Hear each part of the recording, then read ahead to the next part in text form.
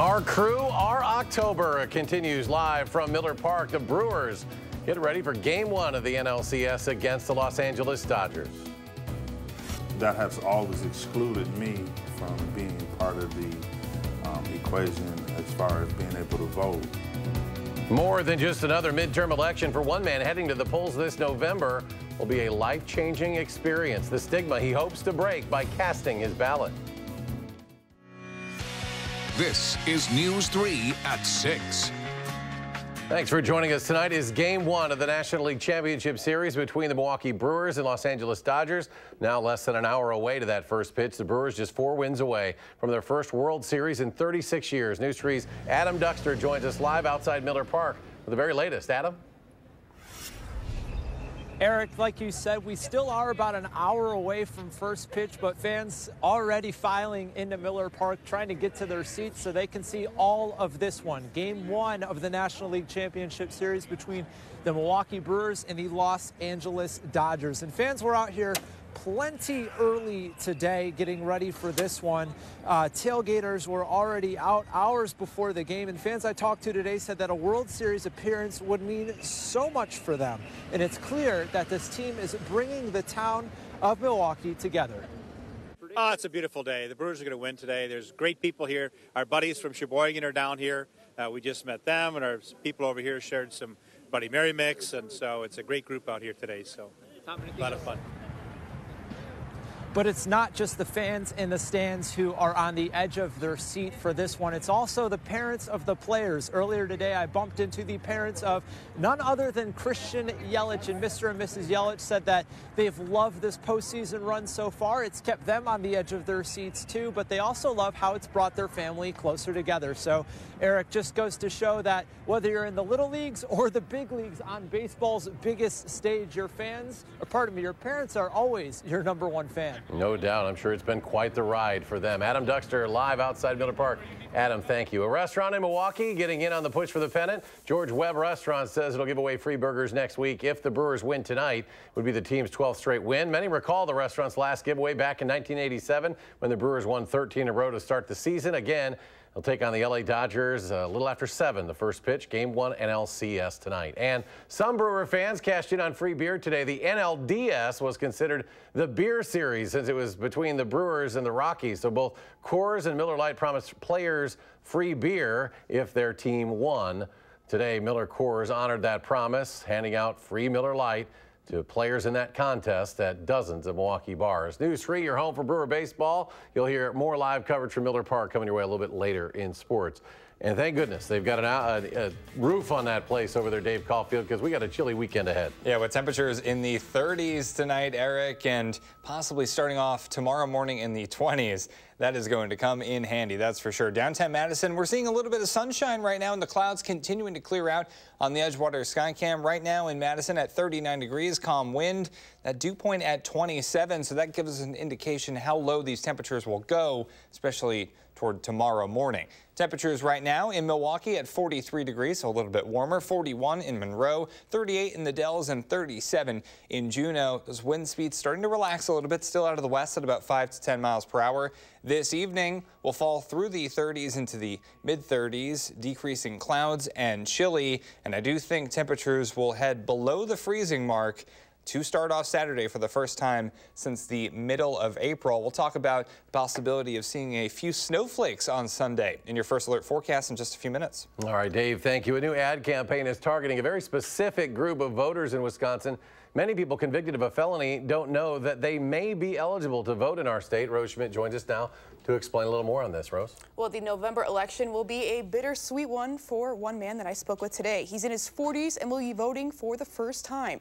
He and his friend Jerome are trying to eliminate the stigma associated with being convicted of a felony and educate others that they have rights. Voting is an experience we may all take for granted. I've never had that opportunity. I've been on some type of supervision since '89. Aaron Hicks is 45 years old and has never been able to vote before. It's like you're ostracized. It's like you're not part of the community. You're not a part of America. You have no voice, no say. He and his friend Jerome Dillard were both convicted of a felony for crimes that happened decades ago. Individuals are being judged by one act or one period in their lives that they're being defined as that person or what they did. Jerome has been able to vote for the last 15 years, but Aaron has only been off paper since December, meaning he's finally finished all probation, parole, and extended supervision. And a new ad campaign is trying to get people who were formerly incarcerated to the polls. And I always say if we had $1 for every time somebody said, I can't vote, why not? I'm a felon. Are you off paper? Yes, you can vote. Molly McGrath engineered the efforts to bring these ads to cities around Wisconsin. With the billboards, we're targeting low-income communities. We're targeting communities of color. We know who's impacted by voter ID laws. Jerome and Aaron agree that these communities can make a difference when it comes to election results. The problem, though, is before they were able to vote, they never paid attention to the candidates or the issues. But now they do. I just didn't feel that I was part of America or a citizen of this country because of that not having the right to have say and who represent me. And come November, Aaron will be ready to cast his ballot for the first time. If you need help early voting or registering to vote, visit togetherwevote.org or call the number on your screen. If you're not registered to vote, you can do so on Election Day. And again, people who have been convicted of a felony can't vote unless they have finished parole, probation, and extended supervision. All right, Rose Schmidt reporting that. Rose, thank you. Republican Attorney General Brad Schimmel and Democratic challenger Josh Kaul are getting ready for their first debate. It's set for 7:30 tonight on the UW-Madison campus. We'll have highlights from this debate tonight at 10. The candidates are set to debate twice more before Election Day. A man is credited with rescuing 4 people from a house fire in Beloit this morning. And now looking back, he can't believe he actually ran into that burning home. Amanda Quintana is here with why he says he didn't think at all before he did it this morning. Amanda?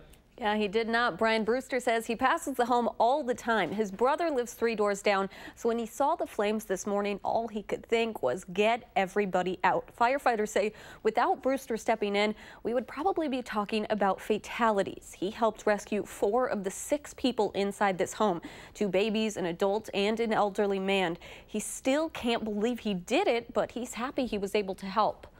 I don't know what it was. I just ran right in there and started helping. I got the guy out, and then I went to go back in, and there was a guy on the roof with a baby that threw the baby down to me. I handed the baby off, and he came down. I got him down, and then the lady came down. We grabbed her, and we all 3 fell. He even dropped his phone and wallet inside the home. He was just working on adrenaline. Fire officials believe embers from cigarette ash caused this fire on the front porch, and then it spread to the rest of the home. After everyone was safe, they all hugged Brewster. He says all day he's been getting choked up seeing some of the comments on social media of people thanking him and calling him a hero. No doubt he is one. Amanda Quintana in studio. Amanda, thank you. Stoughton Road in Madison closed in both directions for the weekend because of a railroad crossing replacement. The Department of Transportation says Stoughton Road is closed just between East Washington Avenue and Highway 30, and that'll go until 6 Monday morning. The railroad crossing there, we've reported on the issues there. It's being repaired after multiple drivers complained about the condition of it. Drivers in the area say the posted speed limit of 45 miles per hour is too high to safely cross those tracks. The detour will use East Wash, the interstate, and Highway 30. People in southern Wisconsin still dealing with the aftermath of all the recent flooding, but they're learning that a little patience and a lot of hard work will be rewarded. What they've overcome. That's next at 6.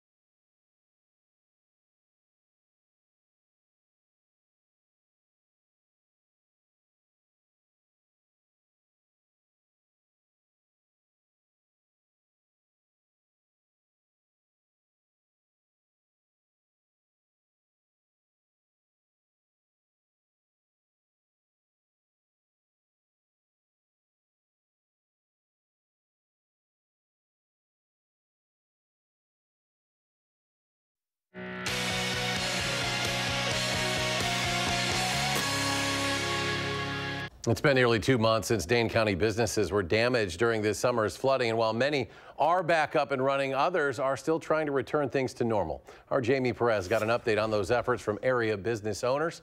She joins us now. Jamie? So one of the places that you were about to see in this video may look familiar from a story I did when the floods first happened. The other business you're about to see, this is the first time they're showing us the inside of the building. Both have made great strides to recover as quickly as possible for the communities and the families they serve. Macham Mbo is fixing what Mother Nature destroyed almost 2 months ago. Those are done. Have about 30 more to go. Silver Lining Taekwondo suffered about $100,000 worth of damages from the floods. That's true. This is what it looked like when we first went in just days after the flood.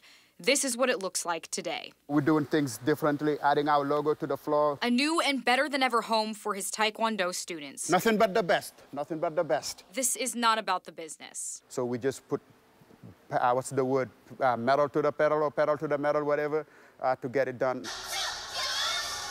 It's about the students. Always has been. Proud. Makes me feel very proud and very energized. Put your back into it doesn't even begin to describe the hours and the clothes he went through. You're doing a lot of the work. You're like getting down and dirty yourself. This is my third or fourth pair of outfit that I've gone through. After endless days and nights working to restore, Monday is the big day. You're going to see a lot of people here training and kicking and back to the family and having a good time again. And kicking butt again, right? And kicking butt again, yes. That's what I'm excited about. Through all of it, they found that silver lining. When you guys come Monday, you better be ready to work because it's going to be hot. Students might be back at work here, but just down the road, other businesses still have some of their own work to do. Anywhere from 6 to 8 inches of water in the building. Mark has been cleaning up and will be cleaning up his school for a little bit longer. We have 11 classrooms that look pretty much like this. He says they've seen about $600,000 to $700,000 worth of damages. Like everything's wet and just that sinking feeling in the body of your stomach, knowing that there's no insurance coverage. Like, how are we possibly going to be able to rebuild? After weeks of long days, long hours. Finally starting to see some of the light at the end of the tunnel. Their big day, the 29th of this month. In order to make sure that we got everything that was wet out, we cut out the bottom 2 feet of drywall throughout the entire building. Like Macham and his business, fixing up what Mother Nature destroyed is for the students and always has been. We are so excited to get back into the school. I said it's an emotional thing, knowing and seeing within the building, like knowing what I knew what it looked like that morning and what kind of trouble we were in at that point, and seeing the community rally around us it's really inspiring to me. A lot of progress made, and as you can see, both businesses are so excited to be open again. You can tell they both care a lot for their students. Yeah, good to see them getting back on their feet. Jamie Perez, live at our news center. Jamie, thank you. Frost and a hard freeze once again possible tonight, but could we see a few snowflakes before the weekend is up? My forecast is next.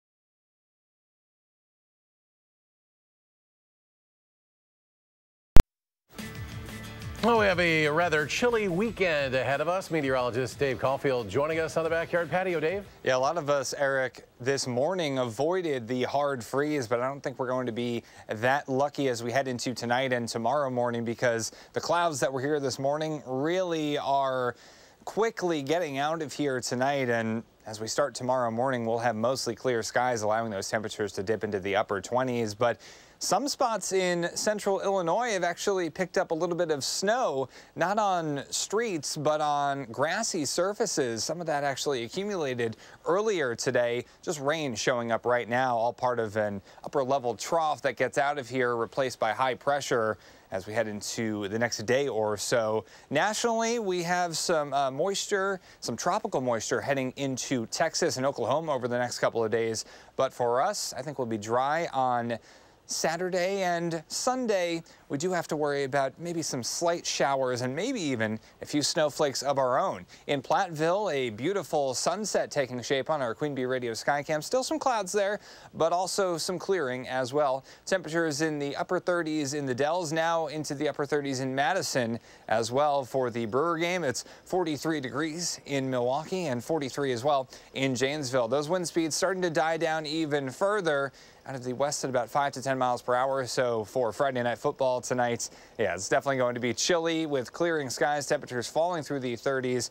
Going to need that blanket or sweatshirt. We do have an alert day in the forecast for tonight for the possibility of a hard freeze and widespread frost and freeze bulletins in effect from early tomorrow morning to about 9 a.m.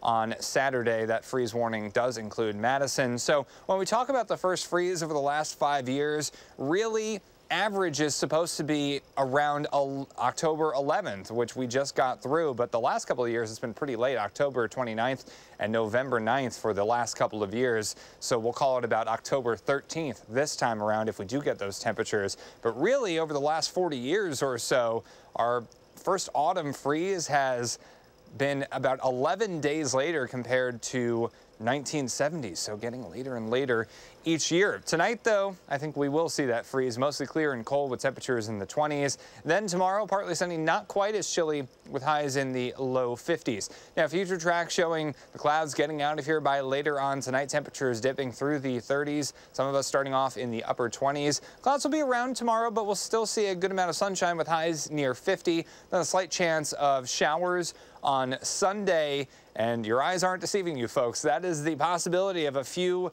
snow showers moving in later on Sunday to southwestern Wisconsin.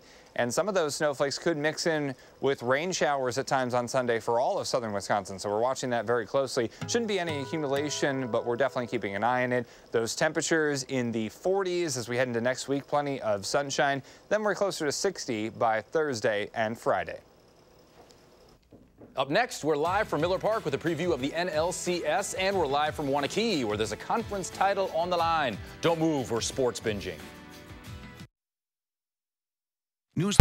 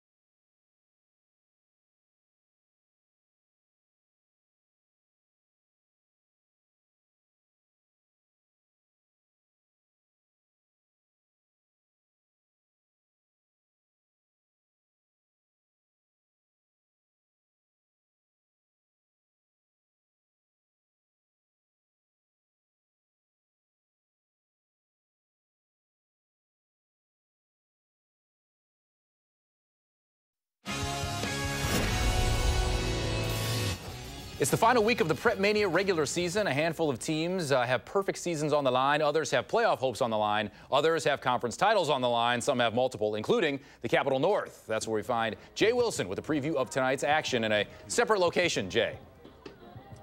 Yeah, this game was originally going to be played in Lodi. It's Lakeside Lutheran at Lodi, but the field conditions at Lodi were just too wet. So fortunately, the Wanakee field is available and ready to go, so we're playing in the artificial turf here at Warrior Stadium in Wanakee. Bill Brophy's away doing Badger hockey tonight, so Alan Minard and I are going to be your broadcast team. And okay, Lakeside Lutheran is undefeated. Lodi with 1 loss. This is a big game for both teams, but Lakeside Lutheran really wants to finish the job. Absolutely. You've got Lodi, who's kind of owned this conference for several years, won the state championship last year. This is Lakeside Lutheran's year. And it becomes a big point with the seeding and for playoffs. Yeah, and it's a big night as the playoff field will be set tonight. They think about 11:30-ish, and then the teams will be grouped, and the whole schedule for the first round of the playoffs comes. This is a night where a lot of people aren't going to get a lot of sleep, right? No, it's not. The pairings will come out around 11:30 or midnight, and then the groupings won't come out until about 2 a.m., so the coaches sneak a nap, maybe, and then see what grouping they go to, and the seating meetings happen about 11 a.m. Throughout the state. Some coaches will have to drive 3 hours to get to that seating meeting, and then you find out who you play based off how the seating meeting goes. And then the first playoff games start a week from tonight. But tonight, it's the last week of the regular season. Lakeside Lutheran and Lodi in Wanakee. Hope to see you live on TVW and Channel3000.com at 7. Kevin, back to you. Thank you very much. Stay warm, fellas, in Wanakee tonight. Game 1 of the National League Championship Series gets underway tonight at Miller Park. The 25-man roster released today. The only change, pitcher Xavier Cedeno in, outfielder Keon Broxton out. Melissa Kim has more from Miller Park with more from the Crew's Game 1 starter. Yeah, hey there, Kev. The Brewers will hand the ball off to left-hander Gio Gonzalez to start tonight's Game 1 in the NLCS against the Dodgers.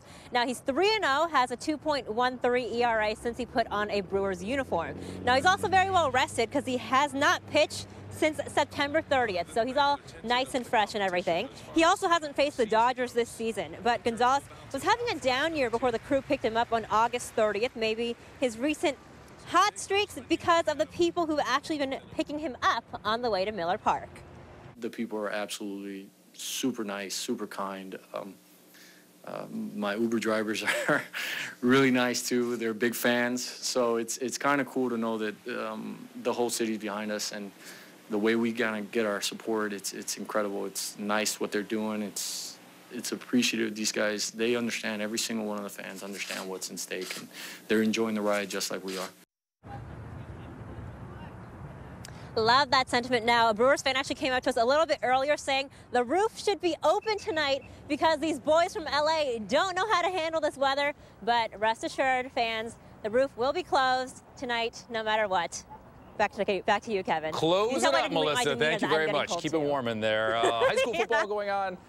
Yes, this weekend. Thank you. The Badgers also playing at Camp Randall, but the road's not too shabby either. Wisconsin won its last 10 true road games. They'll be in front of more than 100,000 people at Michigan tomorrow night. Head coach Paul Chris says just part of the college experience, and his guys just like playing a big game for playoff implications, Big Ten implications as well for both teams. That is not that loud in the stadium. You've been there, right? I've been there, yeah. It's big. It's just not extraordinarily loud. Goes straight up and out. Yeah, so but should be a big game tomorrow, 6:30. It's going to be a tough environment nonetheless. Final check of the forecast. A bit of a tough environment tonight with temperatures heading down into the upper 20s to start Saturday, and then for tomorrow, luckily with the sunshine, we'll get into the low 50s for highs. All right, we'll update you on the Brewers and all your high school football highlights tonight at 10. Thanks for watching.